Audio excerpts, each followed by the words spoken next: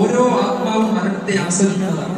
എവിടെ പോയാലും ഇതിന്റെ മരണം പിടികൂടും. കെട്ടിയുയർത്തപ്പെട്ട കോട്ടയ്ക്കുള്ളിൽ പോയി ഒളിച്ചിരിക്കുകയാണെങ്കിൽ അവിടെ വന്ന് മരണത്തിന്റെ പിടികൂടും. അതായത് വിമാനത്തിൽ പോയിക്കൊണ്ടിരിക്കുകയാണ്, അവിടെയാണെങ്കിൽ മരണം അതിനെ പിടികൂടും. പലരും പ്രവാസം അവസാനിപ്പിച്ച് നാട്ടിലേക്ക് വരാൻ വേണ്ടി കൂട്ടുകാർക്കും കുടുംബക്കാർക്കും അയൽവാസികൾക്കും ഒക്കെ സാധനങ്ങളൊക്കെ വാങ്ങി പെട്ടിയൊക്കെ കെട്ടി അവിടുത്തെ സുഹൃത്തുക്കളോട് രാത്രി സ്വതം പറഞ്ഞിരിക്കുകയാണ്.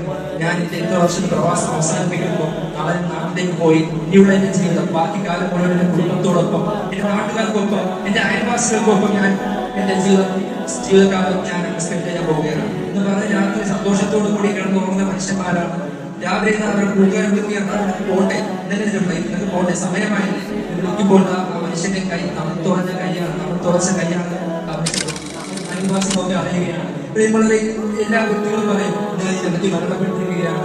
പലരും പറയും ഞാൻ ഇന്നലെ കണ്ട വ്യക്തിയാണ്, നല്ലൊരു മനുഷ്യനായിരുന്നു, എന്നോട് പുഞ്ചിരിച്ചുകൊണ്ട് സലാമാക്കേണ്ട മനുഷ്യനാണ്. പലരും പറഞ്ഞു അവർക്ക് ഇന്നലെ കണ്ട മനുഷ്യനല്ലേ ഇത്ര പെട്ടെന്ന് മരണപ്പെട്ടു പോയെന്ന് പലരുമ്പോ എല്ലാവരെയും തുച്ഛമായ വിലക്ക് കിട്ടുന്ന 3 കഷ്ണം വെള്ളത്തുകയെ നമ്മുടെ ശരീരം പൊതിയുകയാണ്, പൊതിഞ്ഞുകൊണ്ട് കട്ടിലേക്ക് കിടത്തുകയാണ്. വീട്ടിന്റെ ഹോളിലാണ്, വീട്ടിന്റെ ഹോളിൽ കയറ്റി കിടത്തുകയാണ്.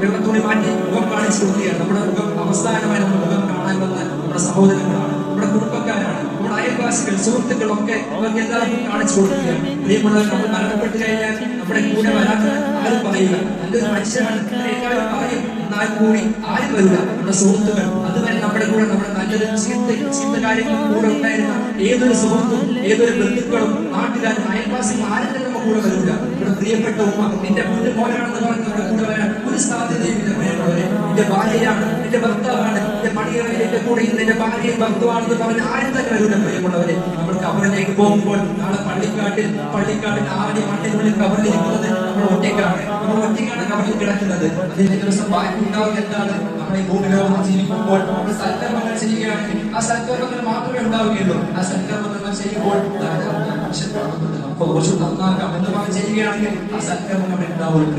പ്രിയമുള്ളവരെ, നമ്മുടെ ജീവിതത്തെ നന്നാക്കേണ്ടതുണ്ട്. ആരെയും കാണിക്കാൻ വേണ്ടി വിവാദത്തുകൾ ചെയ്യാൻ പാടില്ല. അള്ളാഹുവിന് വേണ്ടി വളരെ ചെറിയ അമലുകളാണെങ്കിൽ പോലും അള്ളാഹുവിന് വേണ്ടി ഇഖ്ലാസോട് കൂടി ചെയ്യുകയാണെങ്കിൽ നാളെ അള്ളാഹുവിന്റെ മുന്നിൽ ഏറ്റവും വലിയൊരു അമലായി ഇത് വാഴത്തുമെന്നാണ് പറയപ്പെടുന്നത്.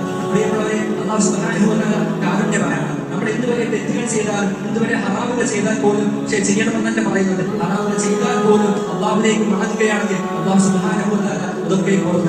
അള്ളാഹു സുബ്ഹാനഹു വ തആല കാരുണ്യവാനാണ്. നമ്മൾ അള്ളാഹുവിലേക്ക് തൗബ ചെയ്ത് മടങ്ങേണ്ടതുണ്ട്. നമ്മൾ ദിവസേന പ്രാർത്ഥിക്കേണ്ടതുണ്ട്. അള്ളാഹുവിനോട് പ്രാർത്ഥിച്ച് നമ്മൾ മരണപ്പെടുന്നതിന് മുമ്പ് അള്ളാഹുവിലേക്ക് തൗബ ചെയ്ത് മടങ്ങേണ്ടതുണ്ട്. അള്ളാഹു സുബ്ഹാനഹു